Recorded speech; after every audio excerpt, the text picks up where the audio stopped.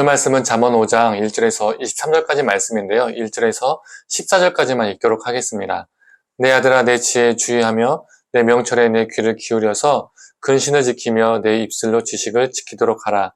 대저 음녀의 입술은 꿀을 떨어뜨리며 그의 입은 기름보다 미끄러우나 나중은 쑥같이 쓰고 두 날 가진 칼같이 날카로우며 그의 발은 사지로 내려가며 그의 걸음은 수월로 나아가나니 그는 생명의 평탄한 길을 찾지 못하며 자기 길이 든든하지 못하여도 그것을 깨닫지 못하느니라. 그런즉 아들들아 나에게 들으며 내 입의 말을 버리지 말고 네 길을 그에게서 멀리하라. 그의 진문에도 가까이 가지 말라. 두렵건대 네 존영이 남에게 잃어버리게 되며 네 수완이 잔인한 자에게 빼앗기게 될까 하노라. 두렵건대 타인이 네 재물로 충족하게 되며 네 수고한 것이 외인의 집에 있게 될까 하노라.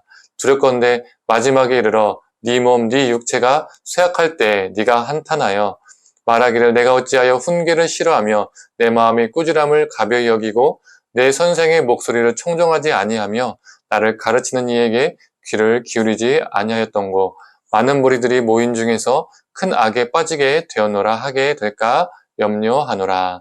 아멘. 아침 묵상을 들으시는 모든 성도님들에게 하나님의 지혜가, 하나님의 은혜가 있기를 간절히 소망합니다.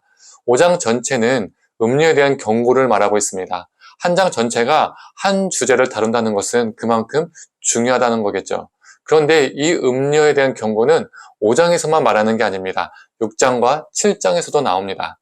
그만큼 잠언이 음료로 인한 타락을 엄중히 다루고 있다는 거죠. 또 음료를 성적 타락, 또 성적 죄에 국한해서 해석하는 경우도 있지만 이 음료를 세상의 유혹, 우리가 하나님보다 더 사랑하는 것이라고 해석해 볼 수도 있습니다. 음료는 사람을 작정하고 유혹하기 때문에 사람이 이 음료에게 쉽게 넘어지죠. 3절을 볼까요? 대저 음료의 입술은 꿀을 떨어뜨리며 그의 입은 기름보다 미끄러우니.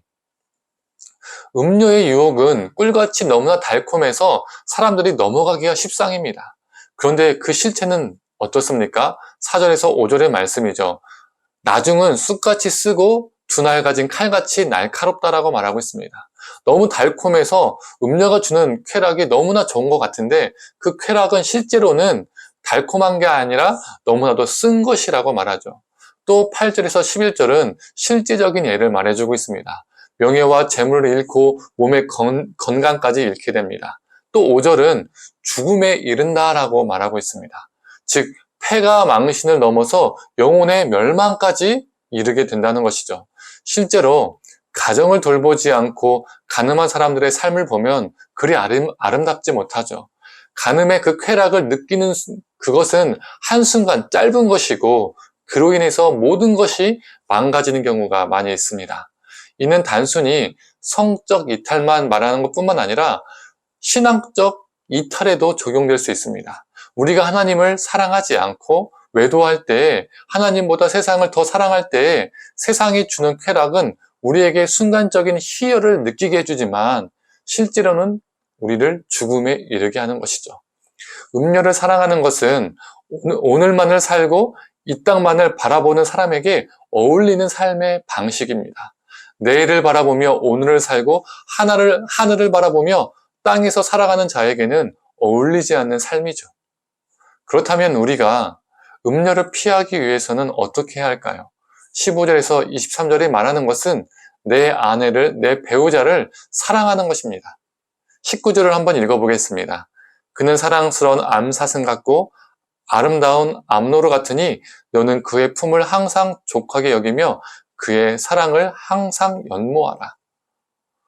본능적인 감정에 충실하는 삶을 사는 것이 아니라 배우자와 나누는 사랑에 만족하며 살아가는 것입니다. 배우자와의 사랑이 넘쳐야 음료의 유혹에 넘어지지 않죠. 그 음료의 유혹이 들어올 틈이 없는 것입니다. 실제로도 부부 사이가 메마를 때 다른 이성에게 눈을 돌리는 경우가 있습니다. 다른 이성과의 관계 속에서 뭔가 스파크가 빡 터지니까 그게 참 사랑으로 착각하는 것입니다. 잘못된 것을 사랑하게 되는 것입니다. 하나님과의 관계도 마찬가지죠. 우리가 하나님을 더욱더 사랑할 때 우리 삶에 세상의 유혹이 들어올 틈과 기회가 사라지게 되죠. 반대로 우리가 하나님을 사랑하지 않을 때 그 틈을 타서 유혹이 우리를 찾아옵니다. 하나님이 아닌 다른 것에 눈 돌리고 그것을 더욱더 사랑하게 되는 것이죠. 성도님들, 세상을 사랑하는 바람둥이가 아니라 하나님만을 사랑하는, 하나님만을 연모하는 우리가 되기를 간절히 원합니다. 그리고 21절은 이렇게 말하고 있습니다. 제가 읽어보겠습니다. 대저 사람의 길은 여호와의 눈앞에 있나니 그가 그 사람의 모든 길을 평탄하게 하시느니라. 음료의 위험에서 벗어나는 또 다른 길은 여호와의 눈을 의식하며 사는 겁니다. 하나님을 사랑하면서 동시에 하나님의 눈을 의식하면서 사는 거죠. 사람이 왜 바람을 피웁니까? 다른 이성에게 마음이 가도 배우자가 다 안다고 생각하면 그것을 행동으로 옮기지 못합니다. 그런데 배우자가 모를 것이다, 배우자가 보지 못할 것이다 라고 생각하기 때문에 그 행동을 하는 것이죠. 그러나 우리 하나님은 우리를 늘 보고 계십니다. 여호와의 눈은 우리의 삶을 늘 주시하고 있습니다. 사람을 속이는 것처럼 속일 수가 없습니다. 아닌 척 할 수도 없습니다. 성도님들, 우리의 모든 길이 여호와의 눈앞에 있다는 것을 기억하며 다른 것에 우리가 우리의 눈을 돌리는 것이 아니라 오직 하나님만을 바라보며 하나님만을 연모하고 사랑하는 우리가 되기를 간절히 소망합니다. 함께 기도하겠습니다. 하나님, 여호와의 눈이 우리 삶을 늘 주시하고 있다는 것을 우리가 기억하며 살아가게 하여 주시옵소서. 우리가 다른 것에 눈 돌리는 자가 아니라 하나님만을 사랑하는 존재, 하나님만을 연모하는 존재로 살게 하여 주셔서 음녀가 우리 삶에 틈타지 않도록, 정말 우리가 그 음녀의 유혹을 이길 수 있도록, 무엇으로 하나님의 사랑으로 이길 수 있도록 우리를 붙들어 주시옵소서. 그것이 참된 지혜임을 기억하며 오늘 하루도 살게 하여 주시옵소서. 감사드리며 사랑에 많으신 예수님의 이름으로 기도드립니다. 아멘.